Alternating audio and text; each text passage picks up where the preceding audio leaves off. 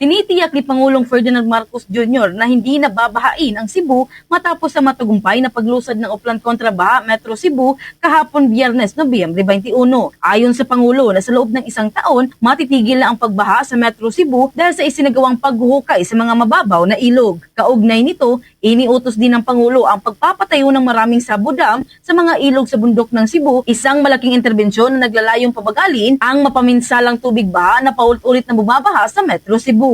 Ayon kay Marcos, nabalak ng gobyerno na magtayo ng maliliit na sabo dam upang makontrol ang daloy ng tubig na nagmumula sa mga bundok at binanggit na ang mabilis na paggalaw ng tubig ay naging dahilan sa matinding pagbaha sa probinsya. Binigyang din ng presidente ang kahalagahan nito sa pagpabagal ng mabilis na daloy ng tubig, harangan ang mga putik at makakatulong na maiwasan ang mga biglaang pagbaha sa mga komunidad. Nilinaw din ng Pangulo na ang sabo dam ay maliit na istruktura na inilalagay sa ibabaw ng mga ilog at hindi para mangolekta ng tubig.